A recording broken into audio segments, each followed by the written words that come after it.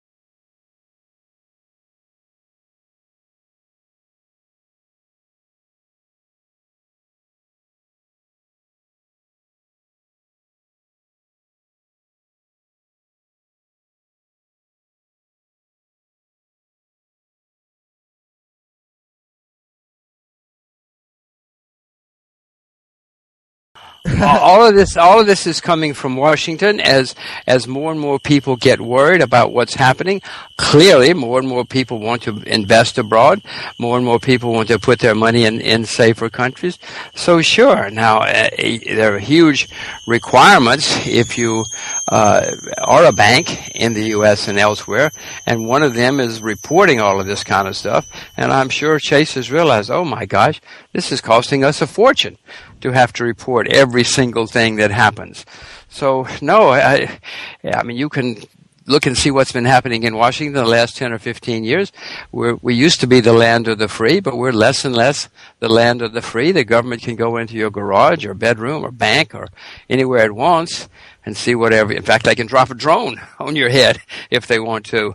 So no, this is all a tendency which has been going on in America for some time. We used to be the land of the free, as I said.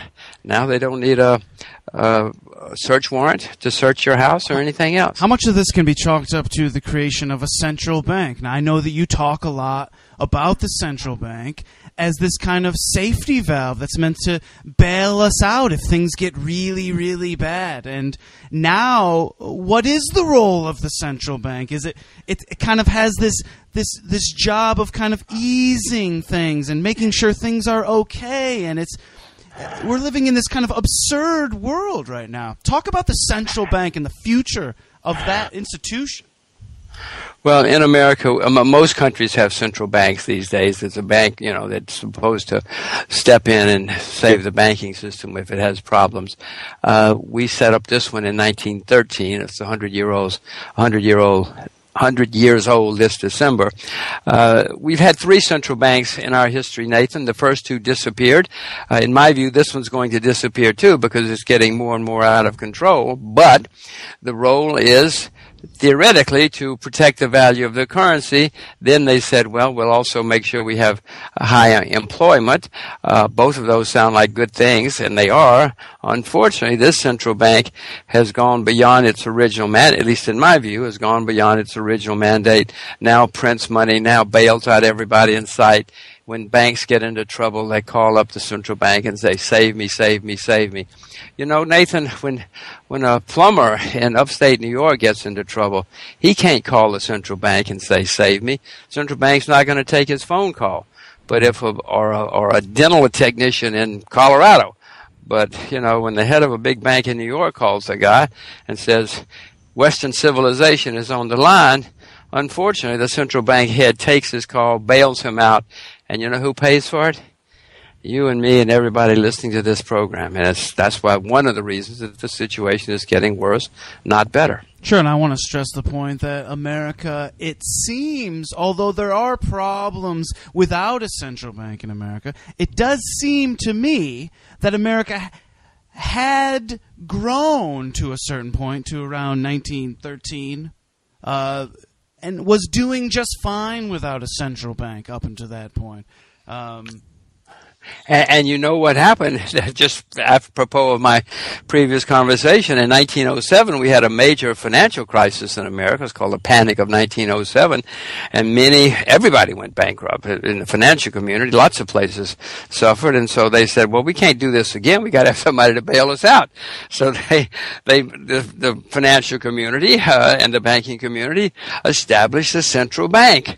And here we are 100 years later, and boy, it was a great idea at first, perhaps, but I'm not so sure it is now. Talking to Jim Rogers on the Black Tower Show. Well, it seems the central bank's focus and priorities are completely skewed. When you look at, our situation, we have, banks getting bailed out at 0% interest, hundreds and billions of dollars being just thrown out to them.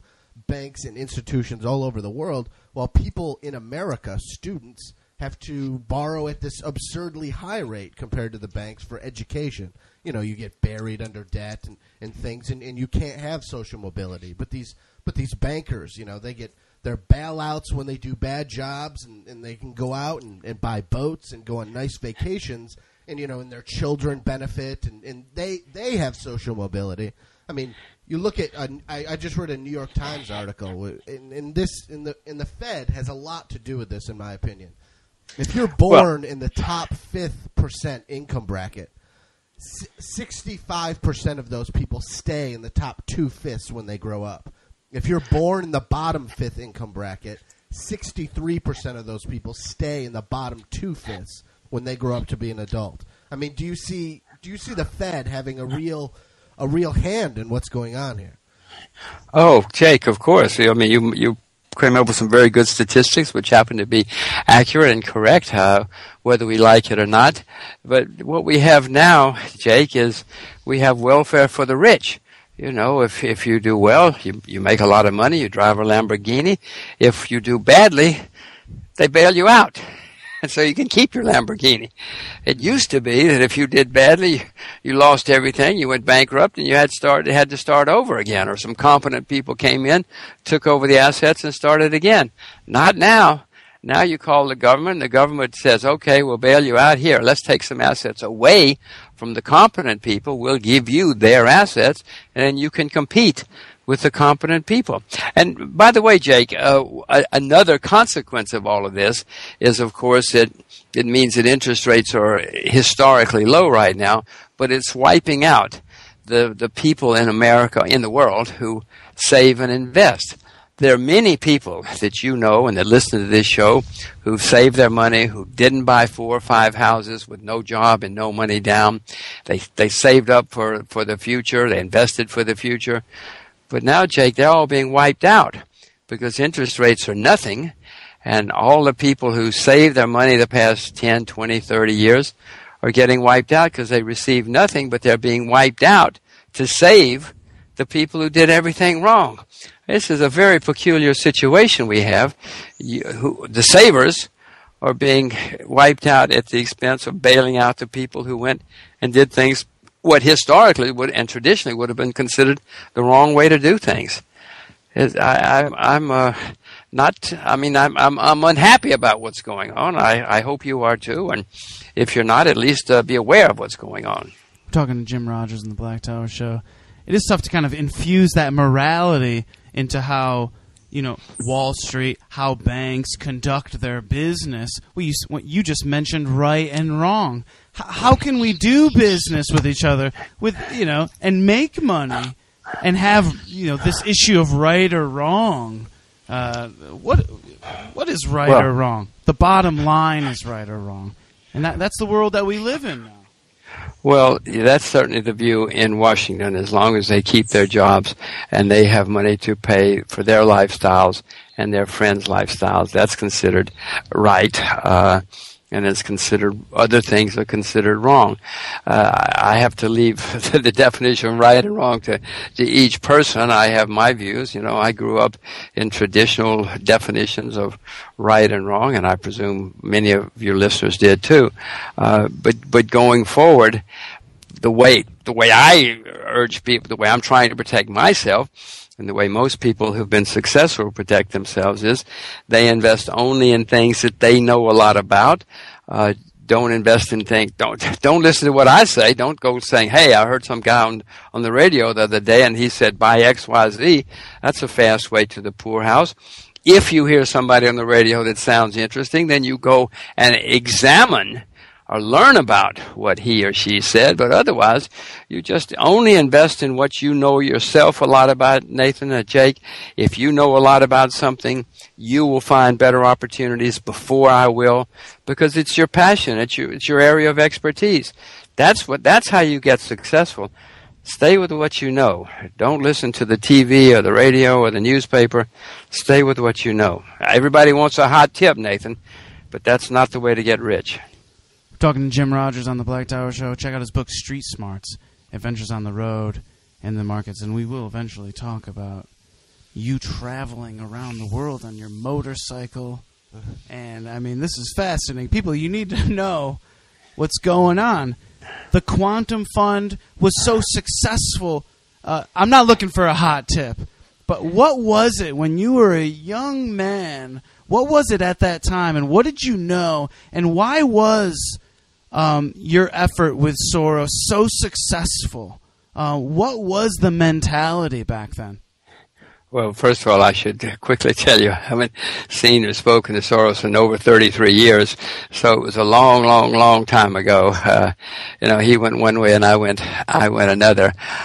What it was what I was saying before.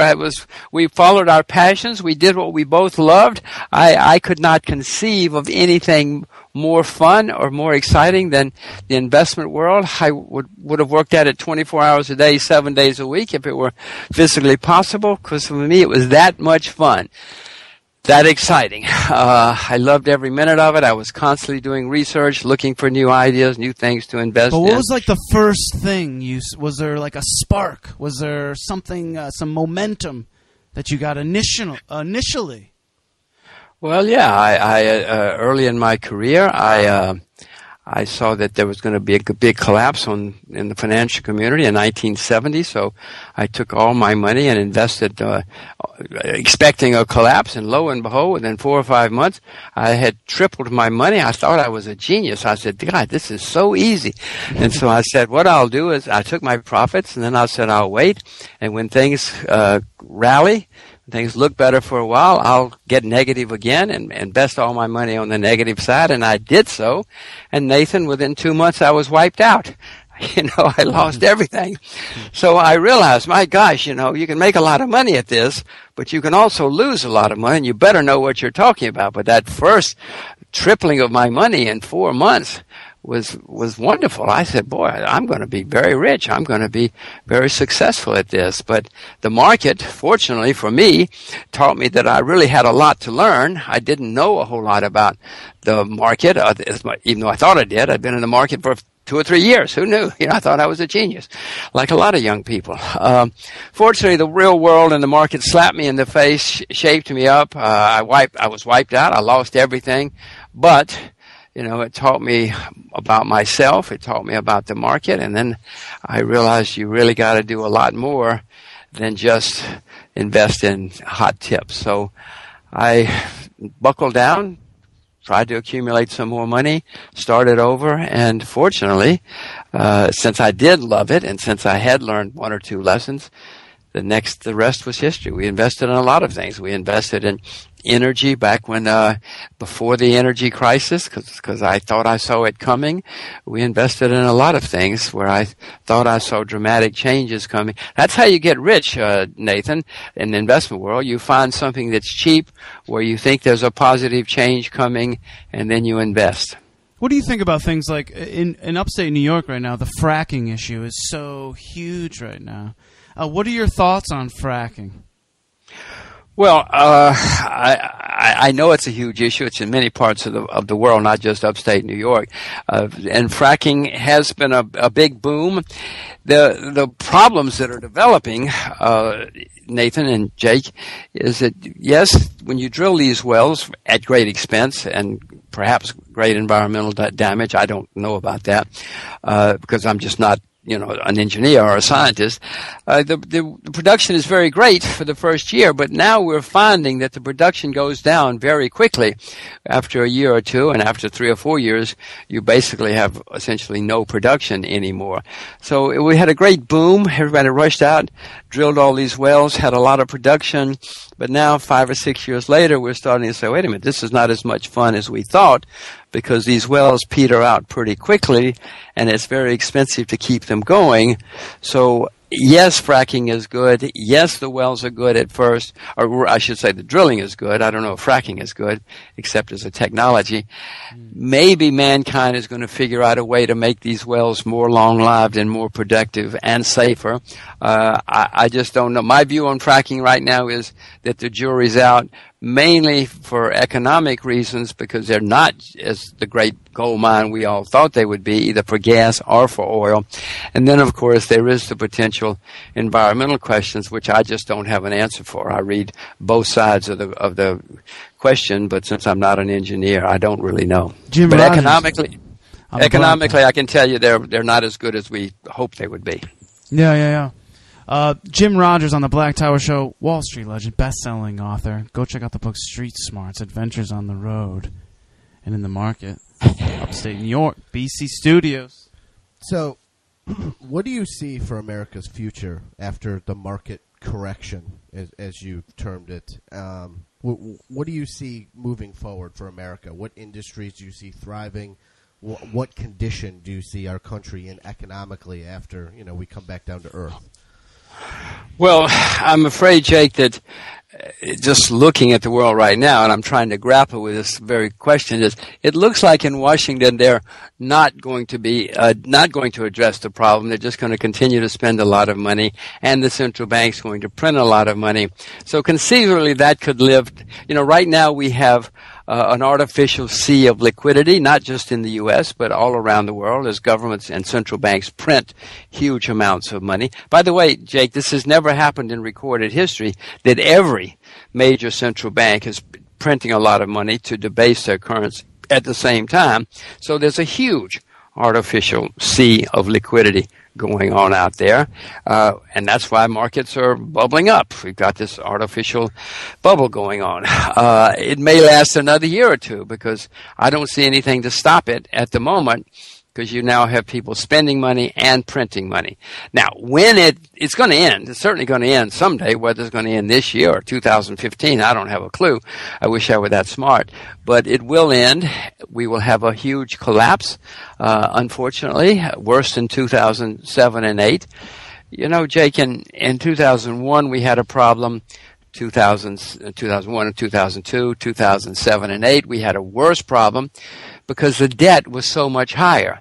Well, the next time around, Jake, it's going to be even worse because the debt is, it's more than quadrupled at many levels, including the government level. So the next time around, we in America and the world, certainly the Western world, are going to have a horrible, horrible problem, and it's going to be horrendous. Now, if we can survive that, if you and I and all the listeners can survive that, then America may deal with its problems and start over.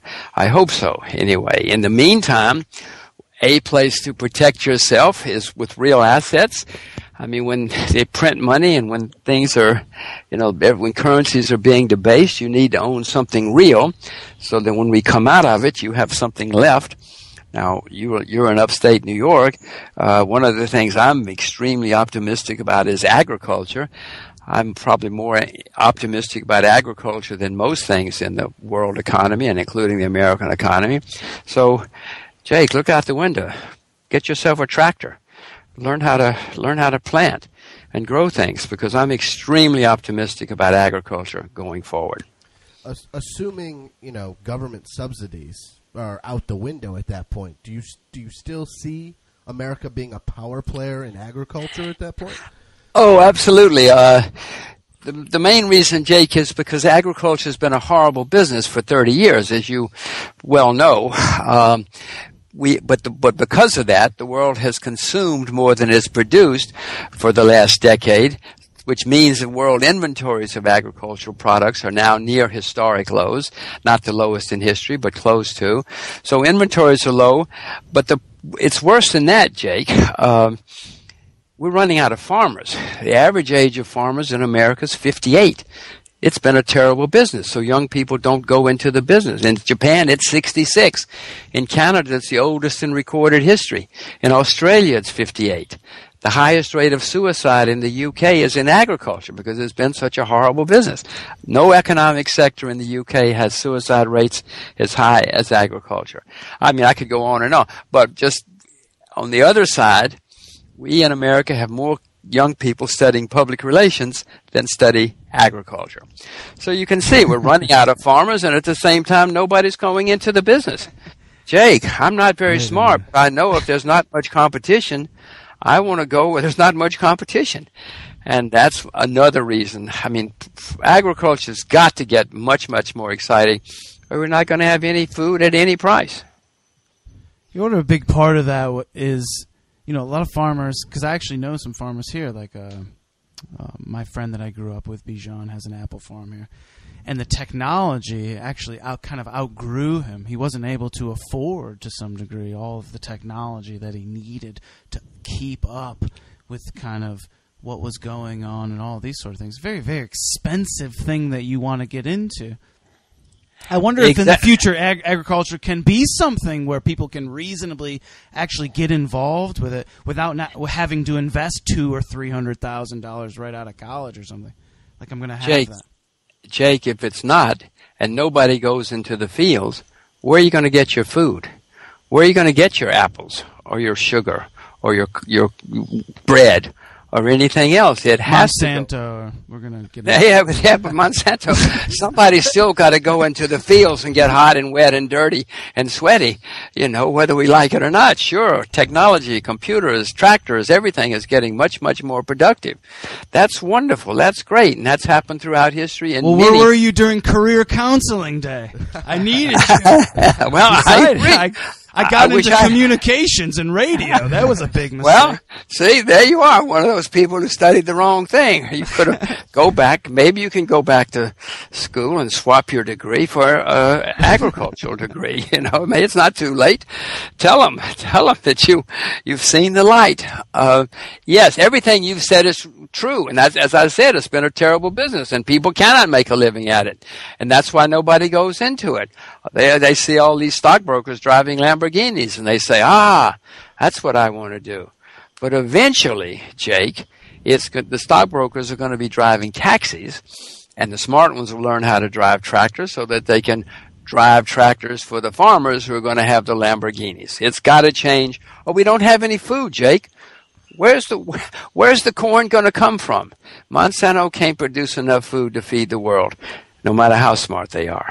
We're talking to Jim Rogers on the Black Tower Show, and I think that does allude to a point that in the future we're going to have to change our lifestyle. That seems to be a common theme on the show, is that in the near future, Americans, we're going to have to change what our view of the American dream is, essentially. And I do think it has to be a little more humble. It has to be a little more sustainable. It has to be a little bit more of what you're talking about. And I think that change, that regression, we're experiencing that kind of awkward feeling now as Americans, as we do have to slip back into these things. We do have to learn how to sustain ourselves, how to farm, how to have a garden, how to build a table, how to do these sort of things. And I see it in my generation. I see people my age actually struggling with that issue. I don't know how to hammer a nail, but I do know public relations, as you say. Well, and you know how to use your credit card. You know how to go down to the shop and buy whatever you want, whether your credit card debt is going through the roof or not. And in Washington, they know how to, you come in and say, hey, I'll vote for you if you do this for me or for my group. Then they say, fine, okay. And so they pass the bill, and the debt goes higher and higher and higher. But Nathan, Jake, look out the window. Someday somebody's got to pay all this off. And unfortunately, people say, good, leaving a disaster for our children and grandchildren. Forget our children and grandchildren. We're leaving a disaster for us. For our generation is already suffering from all of this. So be careful. Be worried. We're talking to Jim Rogers on the Black Tower Show, and I have to get into this. I have to talk about the book Street Smarts, Adventures on the Road and in the Markets. You were 37 years old, and you decided that you are going to, if I have this correct, travel around the world. And you have to tell me about that decision that you made. Why did you make that decision? What are some of the things that you saw along the way? Well, Jake, I grew up in the backwoods of Alabama in a very small town, and I really, for whatever reason, I realized that I really wanted to see the world. I remember saying to my girlfriend when I was 16, gosh, I'm 16 and I've never seen anything. And she said, what are you talking about? I'm 16. I've been to Birmingham. I've been to Mobile. I've been to Montgomery. And so I realized that I was a little different from other people in that little town. And I really wanted to see the world for whatever reason. I had my own madness. Eventually, I had saved up a little bit of money. I'd earned a little bit of money. And so I quit working and set off to see the world. I wanted to see the world from the ground up. I wanted to know everything I could about the world. And the best way, from my point of view, to travel was to own a motorcycle. Motorcycles are great fun, very exciting, and you're certainly close to what's going on when you're on a motorcycle. So off I went. I sold everything. I got on my motorcycle and headed off around the world, and it was exhilarating. I have to say, it was so much fun that I did it again 10 years later, only I did it in a car the second time around. That's awesome. I mean, I think it's something that a lot of people have that fantasy of just, you know what, I'm going to do it. I'm going to get the motorcycle and I'm going to do it. But for someone to actually go and actually make it happen, that's pretty awesome. Well, you know, and many of my friends said the same thing. First of all, they all said, what are you, crazy for doing it? And 5 or 6 of them said, gosh, I wish I could go with you. I wish I were brave enough or crazy enough to go with you. But, you know, I had always wanted to do it, and I figured, well, if nothing else, I'll die happy. Otherwise, I might sit here and get hit by a bus in New York or fall dead in front of a computer screen. So it was something I'd always wanted to do, and it was exhilarating. And how weird there must have been some weird stuff that happened. How weird? Oh, sure, yeah. First, I just want to tell you that there was a survey done recently which showed that the number one dream which people have in the world, not everybody's number one dream, obviously, but the thing that comes out on top is to chuck it all, get in the car, and drive around the world. So, I mean, I was foolish enough to do it. I didn't know it couldn't be done. So I did. Oh, what was the weird? Oh, we got held hostage once in the Congo. We were held hostage for several days. No, there were a lot of things, the strange things that happened. You know, breakdowns, accidents, sleeping in barnyards. You know, we had to sleep camping in the Sahara. There were many things that happened, but it was exhilarating. I still look back on it as one of the high points of my life. Jim Rogers on the Black Tower Show. Jim, do you want to go a little deeper into that hostage Congo story? Yeah. Well, yeah, we were going through the Congo. It used to be called the Belgium Congo. Now it's called the Republic of the Congo. No, the Democratic Republic of the Congo. There are two Congos. There's the Democratic Republic of the Congo and the Republic of the Congo. Well, we were in what used to be the Belgium Congo. Then it was called Zaire, and now it's called the Congo again. So we were driving through the interior. The roads weren't very good, and we had a breakdown, and which meant that the police found us in this little town village. This not so small, maybe 30 or 40,000 people, and the police chief, I mean, instantly realized, oh my God, these people probably have money. You know, they're Americans. They've got these big motorcycles. They must be rich. So he proceeded to refuse to let us leave the town. I mean, we weren't thrown into a dungeon or anything. We stayed in the best hotel in town, but it was really wretched. It didn't have running water or anything. And he took us to dinner, and we went to the nightclub, et cetera, but he wouldn't let us leave until we paid him off. Finally, after 9 days, we convinced him. They searched us 2 or 3 times, thorough searches. They stripped our motorcycles. They stripped everything we had. They finally realized, well, these guys, they don't have any money with them. They may have some money somewhere, but they don't have any money with them, and it wasn't possible that we could, give them a credit card or anything. So finally, they let us go. They took us down to the railroad station, and they put us on a flat, we were run out of town on a rail. They put us on a flat car to make sure we left so we couldn't cause trouble. And off we went after 9 days. That's great. Jim Rogers. Great story. How exciting to be able to push life to that extreme right there. That's exciting, man. Not too many people get to experience that sort of... I don't know what it is. Well, some people consider it madness. I was... I spent 2 years going around the world on a motorcycle, and then a decade later, I spent 3 years going around the world in a car. But I ran into somebody I know who's the head of a major international financial company, and they were telling him about the 3-year trip around the world, and he looked at me and said, "Aren't you sorry you did it?" because from his point of view, he couldn't conceive of leaving his financial job and his suits and ties and working his way to the top. By the way, I mean, he worked his way to a major position of influence, power, and money. So from his point of view, it was not conceivable that somebody would not stay in the rat race and become successful. Did you ever feel that you were maybe a little different from some of your contemporaries, and still now to this day, that maybe you didn't have that kind of extreme desire for success and that feeling that kind of feeds the ego a little bit, that I am successful, that a lot of people, they need it in order to kind of identify themselves. You seem like a guy that maybe didn't have that extreme desire, that you define yourself by, what's in your pocketbook and what the title of your job is. Well, I figured that out when I was about 16, as I told you, talking to that girlfriend down there in the small village. And compared to this guy and many of my contemporaries, yes, there's no question about it. But my goal in life was, I didn't really need money. I don't have many possessions. I don't have a plane or a boat. I never had more than one house at a time.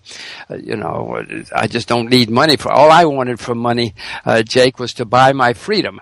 I just wanted to be able to do whatever I wanted to do. I didn't want to have to be nice to anybody that I didn't want to be nice to. Yeah. So for me, it was just a question of getting enough money so that I could be free, totally free, the rest of my life.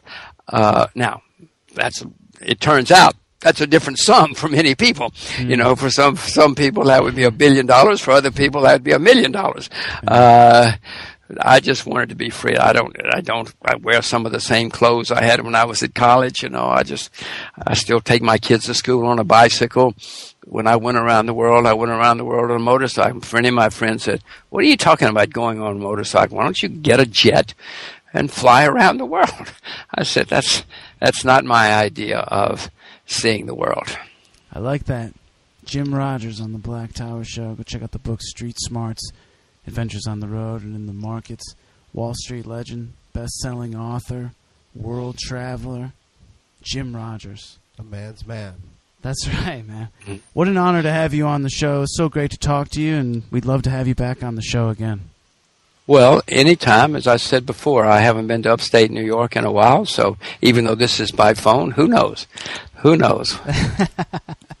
That's great. You have a great day, sir, and take care. Thank you, guys. Anytime. All right.